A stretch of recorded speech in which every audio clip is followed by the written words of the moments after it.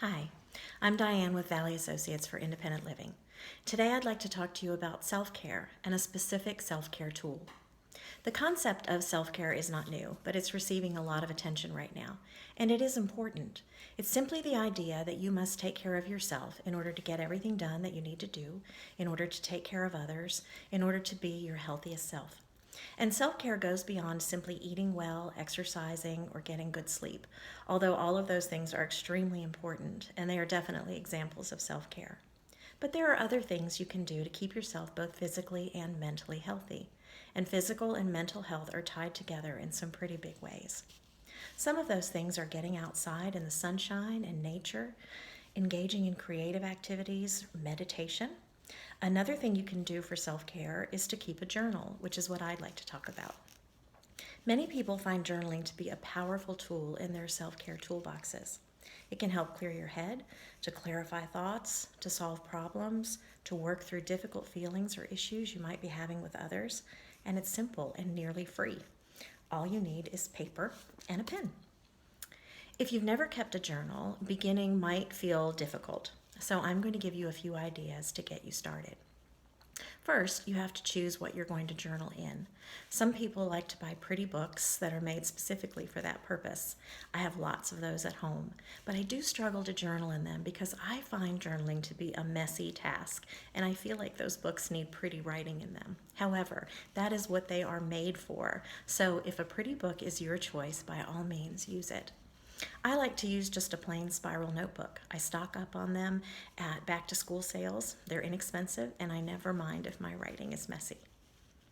I also like to have a pen that feels good, but lots of people aren't picky about the pens they use, and really, you just need one that writes. Once you have all the supplies you need, you're ready to begin. Deciding when to journal can be important for some people. I like to journal in the morning because it helps me start my day.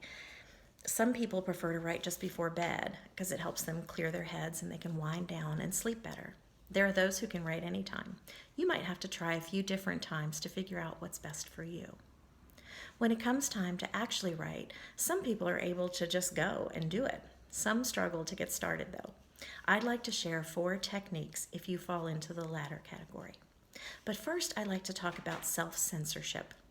I think a problem with journaling can be that writers often feel the need to censor themselves, censor their thoughts and their writing, thinking of what their words will sound like if others read them. And that really defeats the purpose. The goal of journaling is to write whatever you're feeling, whatever's in your head, no matter how it sounds. And I would urge you to find a place to keep your journal safe if you are concerned about other people reading it. Back to the techniques to get started. The first is to use a writing prompt. A prompt can be a suggestion, like write about your happiest memory, or just a word, like blue. The important thing to remember is that whatever you get from the prompts is fine, even if you never mention your happiest memory or you don't even touch on the word blue. It's all good. The goal is to get whatever's in your head down on paper, and whatever method you use to do that is fine. And prompts can be found anywhere. You can write a list yourself and choose one each day. You can find them online, or you can ask other people for them. They're a great way to get going. The second technique to get started is called a timed writing. It's the one I use every day, and sometimes I combine it with a prompt. I find this one great for avoiding self-censorship. First, you choose the length of time you'd like to write. You might start with 10 or 15 minutes. I like to write for 30 minutes. And then you simply start. The key is not to stop and not to lift your pen from the paper. If you don't know what to write, simply put, I don't know what to write, a couple of times. And by the time you've done it 2 or 3 times, I guarantee you will have something to say. And then you just write for the period of time you decided on, or go over. There are no rules except that you can't stop. This is a great technique for becoming unblocked or for sorting feelings you're struggling with. The third technique I'd like to share is for those who feel overwhelmed by the idea of writing down all their thoughts. It's to keep a gratitude journal, and it's quite simple. Every day you just list things that you're grateful for, and there's no wrong way to do it. You can list 1 thing every day, 3 things or 5 things. You can list 1 thing and then write a few paragraphs about it. It's whatever works for you. The only rule is that you write what you're grateful for. The fourth technique is the letter. Writing letters to people who have hurt us, to people we're missing because they've passed away, to ourselves, to God, to whomever we want to talk to, can be very helpful for clearing space in our heads. The letters need never be sent. Often getting the words out is enough. So that's it. You find a paper, a pen, and choose a technique.